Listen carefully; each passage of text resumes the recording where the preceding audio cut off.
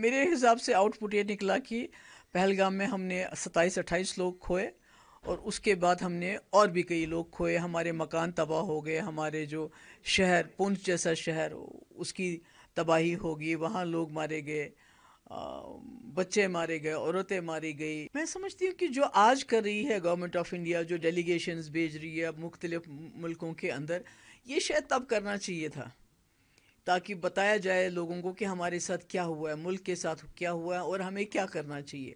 میں امید کرتی ہوں کہ دونوں ملکوں کو جو یہ سمجھ آ جائے کہ جنگ کوئی حل نہیں ہے، جنگ سے تباہی ہو جاتی ہے، دونوں طرف تباہی ہو جاتی ہے۔ جنگ صرف جو میڈیا چینلز ہیں ان کی ٹی آر پی بڑھا سکتی ہے۔ میرے حساب سے آؤٹ پٹ یہ نکلا کہ پہلگام میں ہم نے 27-28 لوگ کھوئے، اور اس کے بعد ہم نے اور بھی کئی لوگ کھوئے، ہمارے مکان تباہ ہو گئے، ہمارے جو شہر پونچھ جیسا شہر اس کی تباہی ہوگی، وہاں لوگ مارے گئے، بچے مارے گئے، عورتیں ماری گئی، اتنی اربوں روپے کی پراپرٹی برباد ہوگی۔ اور جو ملیٹنٹ اس میں جو انوالو تھے پہلگام اس میں، تو وہ تو ابھی تک وہ پکڑے نہیں گئے، تو اب حاصل ہوا تو کیا ہوا؟ دونوں طرف سے جو نقصان ہوا ہے، اگر اس کی پہلے اس میں ذرا سا بھی سوچ ہوتی، ڈپلومیٹک ویز کو تھوڑا سا اسٹرانگ کیا جاتا، آپ کو لگتا ہے شاید یہ نوبت نہیں آتی، ایک انا ایک غرور پر یہ سب ہوا۔ میں سمجھتی ہوں کہ جو آج کر رہی ہے گورنمنٹ آف انڈیا، جو ڈیلیگیشنز بھیج رہی ہے اب مختلف ملکوں کے اندر، یہ شاید تب کرنا چاہیے تھا تاکہ بتایا جائے لوگوں کو کہ ہمارے ساتھ کیا ہوا ہے، ملک کے ساتھ کیا ہوا ہے، اور ہمیں کیا کرنا چاہیے۔ جب آپ سب کچھ کر سکے، آپ نے لاسٹ آپشن، مطلب جنگ اب آخری آپشن بھی نہیں ہے اس وقت کے ماحول میں، جب آپ نیوکلیئر پاور ہو، تو اب آپ نے اس آپشن کو یوز کیا، تو اب آپ ڈیلیگیشنز بھیج رہے ہیں، تو مجھے لگتا ہے یہ ڈیلیگیشنز پہلے جانے چاہیے تھے۔ جو گورنمنٹ چاہے آج ہے یا پی ٹی پی کی، آپ کو نہیں لگتا ہر گورنمنٹ نے اپنی طرف سے اپنے ٹائم پہ کام کیا ہے، اور اس کی سرٹیفکیٹ دینے کی ضرورت نہیں ہے کہ آج پارلیمنٹ ڈیلیگیشن جائے کہ کشمیر کے لوگ ٹیررزم کے ساتھ نہیں ہیں؟ ہاں، وہ میں نہیں کہہ سکتا، I don't want to comment on that, یہ تو بہت ہی بیہودہ بات ہے ایسا سوچنا بھی۔ تو ریہیبلیٹیشن پروسیس کی اگر بات کریں گے، کیا وہ صحیح ٹائم پہ اس وقت ہو رہا ہے؟ نہیں ہو رہا ہے، تبھی مجھے آج پریس کانفرنس بھی بلانی پڑی۔ اگر آپ پونچھ کو دیکھو گے، ٹنگڈار دیکھو گے، اوڑی دیکھو گے، تو ابھی بھی کئی لوگ ایسے ہی بیچارے جو جن کا کوئی نہیں ہے، پرسان حال نہیں ہے، ٹینٹ تک کئی جگہ پہ نہیں ملے ہیں لوگوں کو۔ اسی طرح سے مکان جو برباد ہو گئے ہیں، جس کو یہ کہتے ہیں کہ بھئی ایک شل لگا ہے تو مکان کا ڈھانچہ کھڑا ہے، پر مکان اندر سے بالکل ختم ہو چکا ہے۔ اسی طرح سے جن لوگوں کے لوگ جو چلے گئے، مطلب مارے گئے، تو وہاں کے لوگوں کی سب کی ڈیمانڈ ہے ان کو شہید ڈکلیئر کرنا چاہیے۔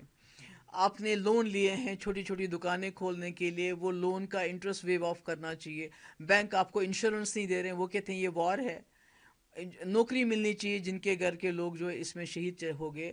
تو میں کہتی ہوں گورنمنٹ کو بہت کام کرنے کی ضرورت ہے، کیونکہ یہ جو جنگ ہے یہ ہماری جنگ نہیں ہے، یہ دو ملکوں کے آپس میں سمجھ لیجئے، یہ جو چیز پولیٹیکل انٹرونشن سے سلجھ سکتی ہے، ڈپلومیسی سے سلجھ سکتی ہے، وہ کوئی کہتا ہے جہاں آپ کو چھوٹے چاقو کی ضرورت ہے وہاں آپ تلوار اٹھائیے آپ لوگوں نے، تو اس کے بعد حاصل کیا ہوا؟ کیونکہ اگر دیکھیں گے پہلگام انسیڈنٹ کو اتنا اب گھما پھرا کے پیش کیا جا رہا ہے کہ اس کو کہتے ہیں پری پلاننگ تھا، نتیجہ یہ کہ کل چاہے جموں کشمیر میں یا جموں کشمیر سے باہر 7 سے 8 لوگوں کو اریسٹ کیا گیا جن کو سپاہی قرار دیا گیا۔ اس میں سے 2023 میں پاکستان میں ایک لڑکی کو دکھایا جا رہا ہے جیوتری ملہوترا، یہ پہلے پہلگام انسیڈنٹ سے کشمیر آئی تھی، اس کے بعد کچھ پلان ہوا ہے۔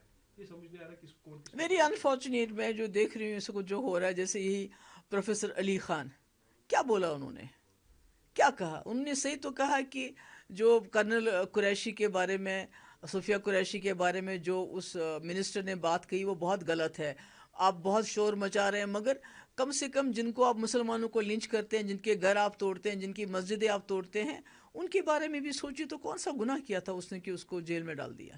گورنمنٹ آف انڈیا چونکہ ہمیشہ سے ڈائلاگ پروسیس کے بارے میں بات کی، اگر دیکھیں گے مرحوم مفتی صاحب نے اس میں ایک کلیدی رول ادا کیا تھا، لیکن آج گورنمنٹ آف انڈیا کا ہارڈ سٹینڈ ہے، بات اگر ہوگی اونلی اباؤٹ پی او کی۔ مجھے لگتا ہے کہ جو گورنمنٹ آف انڈیا ہے ان کو دیکھنا چاہیے اس وقت کہ واجپئی جی کا جو ڈاکٹرین ہے وہ سب سے زیادہ کامیاب رہا تھا۔ اس میں پہلی بار جنرل مشرف نے پاکستان میں کہا تھا کہ یونائٹڈ نیشن ریزولوشنز کو ہم الگ رکھ کے اب جموں کشمیر کے معاملے کا کوئی حل ڈھونڈیں گے، اور واجپئی جی نے کہا تھا انسانیت کے دائرے میں حل ڈھونڈیں گے. تو واجپئی جی نے کوئی جموں کشمیر کو اٹھا کے پاکستان کو نہیں دیا تھا. انہوں نے کوشش کی تھی جموں کشمیر کے لوگوں کی مشکلیں کم کرنے کی، جموں کشمیر میں خون خرابہ بند کرنے کی. مجھے لگتا ہے وہی ایک راستہ ہے جو مفتی صاحب اور واجپئی جی نے مل کے ڈھونڈا تھا، اس کے بغیر کوئی چارہ نہیں ہے. انڈیا پاکستان ٹینشن سے پہلے لوگوں میں ایک آلریڈی پریشانی تھی، جو پریزنٹ گورنمنٹ کا مینیفیسٹو ہے وہ امپلیمنٹ نہیں ہو رہا ہے.